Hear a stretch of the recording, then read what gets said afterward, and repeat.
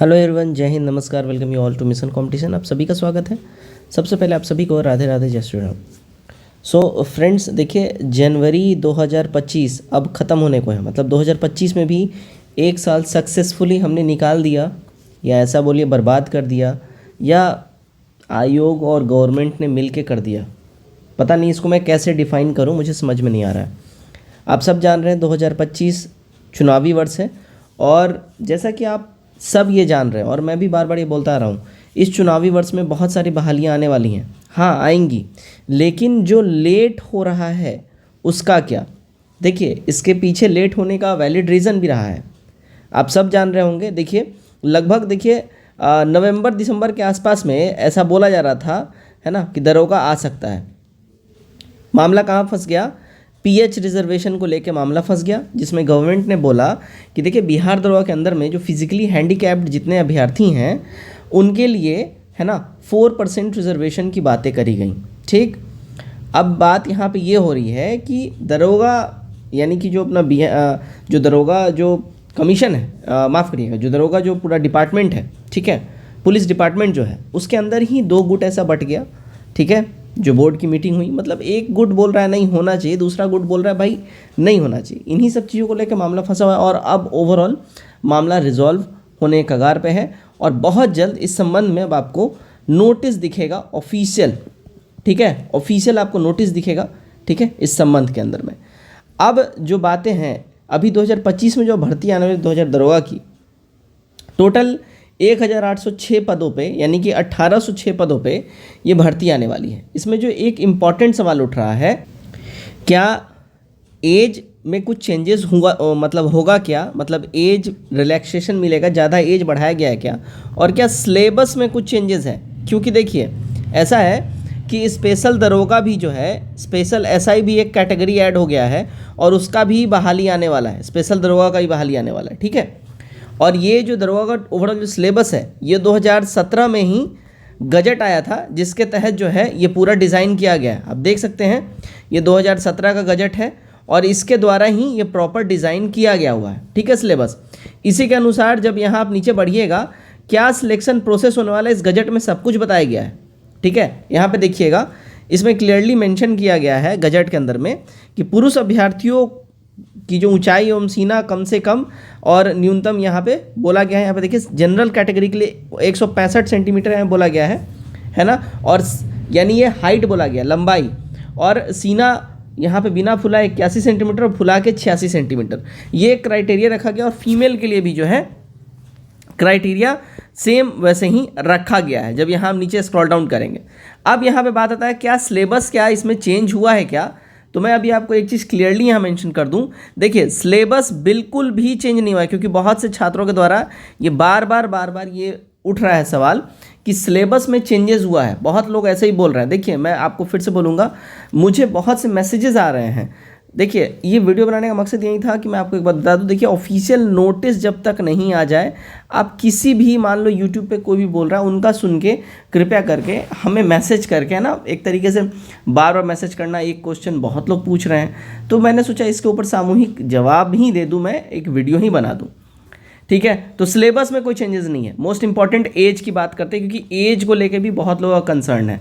अब देखिए, एज वाला जो मैटर है ना, एज क्या रहेगा, कितना रहेगा, तो ये 2017 का एक गजट है, इसके अनुसार एज भी डिफाइन किया गया है।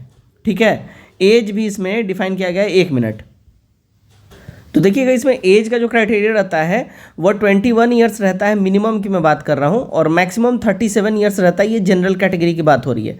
ठीक है, फिर वहीं ओबीसी में, ओबीसी को यहाँ से 3 साल का अधिक छूट मिल जाता है, तो ओबीसी 40 ईयर्स हो जाता है, और एससी एसटी फिर ये 45 ईयर्स तक चला जाता है। ठीक है जी, यही एज का बात रहता है। अब बात हो रही है कि जो जनरल कैटेगरी है, जो 37 ईयर्स जो एज है, इसको बढ़ाने की बातें चल रही है कि इसको बढ़ाना चाहिए। देखिए, एज एक ऐसा मुद्दा है ना, जिसके ऊपर अगर लाख कोई भी आयोग चाह ले, चाहे बीपीएसएससी आयोग हो, बीपीएससी आयोग हो या बिहार एसएससी आयोग, कोई भी आयोग हो, इसके ऊपर वो फैसला नहीं ले सकते हैं। इसके ऊपर फैसला लेने के लिए बिहार विधानसभा के अंदर में रेजोल्यूशन पास होना चाहिए, बहुमत से वो पास हो जाना चाहिए, तभी जाके ये फिर इम्प्लीमेंट होगा। सीधी सी बात समझिए। जैसे कि अगर हम बात कर रहे हैं, अगर आरक्षण की बातें होती हैं तो आरक्षण जिस तरीके से पास होता है उसी तरह से एज का भी मुद्दा है।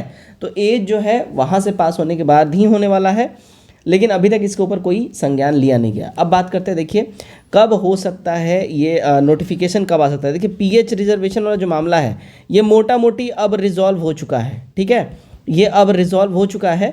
और इस संबंध में नोटिफिकेशन की अगर हम बात कर लें, ठीक है, पीएच रिजर्वेशन वाला अभी तो नोटिस एक आएगा और उसके बाद जो नोटिफिकेशन की बात कर लें, देखिए ये फरवरी लास्ट तक आप इसको उम्मीद कर सकते हैं कि ये जो है नोटिफिकेशन आपको आ जाएगा। मैं आपको एक बात बता दूं, पीएच वाला नोटिस जैसे ही आ जाएगा कि पीएच का कंफर्म कर दिया गया 4% रिजर्वेशन, अब इसके अंदर भी वो नोटिस आने के विदिन 1 वीक, एक हफ्ते के अंदर में आपको इसका नोटिफिकेशन देखने मिल जाएगा। ये भी जान लीजिए, रोस्टर तैयार है, सब कुछ रेडी है, सिर्फ पब्लिश करना है, इस बात का आप ध्यान रखिएगा। अब बात कर लेते, देखिए कि सिलेबस क्या क्या आपका रहेगा। देखिए उससे पहले ये एक नोटिस देखिए, ये ऑफिशियल नोटिस है, ठीक है, बिहार दरोगा पुलिस और निरीक्षण आयोग की ओर से, ठीक है। यहाँ पे डेट देख लीजिए, 20/1 को ये नोटिस पब्लिश किया गया है। इसमें क्या है, जो फिजिकली हैंडीकैप्ड जो कैंडिडेट होते हैं उनके लिए श्रुति लेखक, यानी कि वैसे अभ्यर्थी जो हैंडीकैप्ड हैं, जो लिख नहीं सकते हैं, वो केवल बोल सकेंगे, तो वैसे अभ्यर्थियों को एक राइटर अपॉइंट किया जाता है, दिया जाता है, जो कि वो जो भी बोलेंगे वो आंसर वो टिक करता जाएगा, लिखता जाएगा क्लियरली। अब उनका बोला गया यहाँ पे आप डिटेल यहाँ पे भर सकते हैं, ठीक है ना, और डिटेल भर के आप आयोग में जमा करा देंगे। यहाँ पे ये चीज़ें बोली गई हैं, ठीक है। तो इसी संबंध में अब जैसा मैंने आपको बोला था कि फिजिकली हैंडीकैप्ड कैंडिडेट्स के लिए वाला जो सारा मामला चल रहा था, ये जो है रिजॉल्व मोटा मोटी अब हो गया है, ख़त्म ही हो गया एक तरीके से।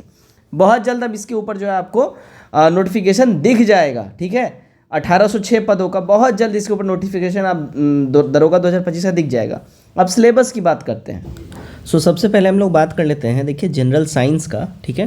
तो जनरल साइंस में जो आपको जो सवाल पूछे जाएंगे वो एसिड, बेस और साल्ट, ये बेसिक है। और देखिए साइंस काफ़ी इंपॉर्टेंट और वाइटल रोल निभाने वाला है, इस बात का ध्यान रखिएगा। उसके बाद यूनिवर्स, ठीक है, यानी ब्रह्मांड, फिर मोशन, ठीक है, force, work and energy, the structure of atom, molecules, metals and non metals, यानी धातु और अधातु, कार्बन, सॉइल, ठीक है। उसके बाद आप यहाँ देखिए साउंड, लाइट,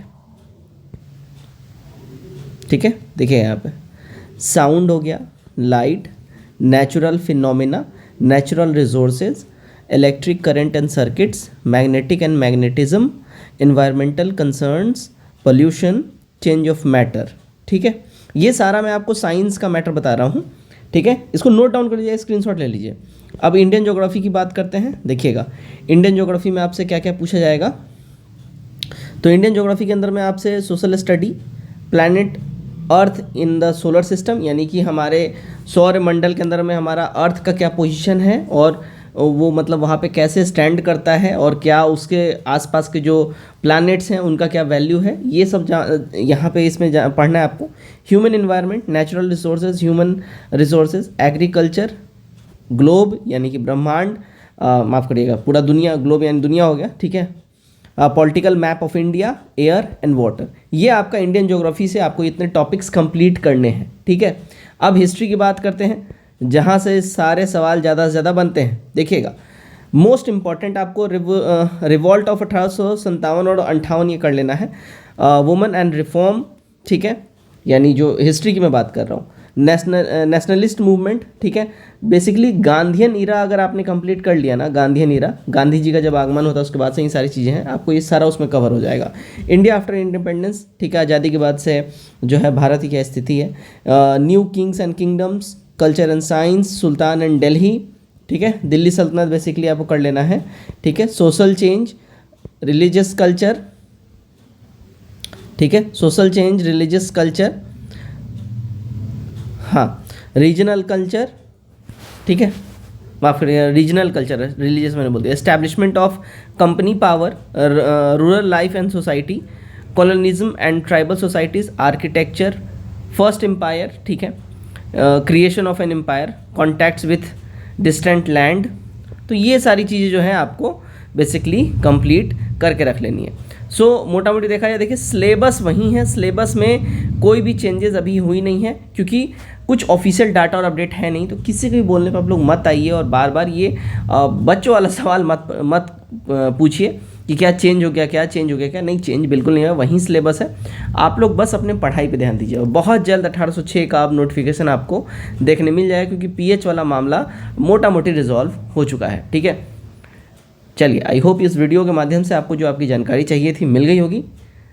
वीडियो का सलाह कमेंट करके जरूर बताइए और वीडियो को ज़्यादा शेयर करें अपने मित्रों में। जय हिंद।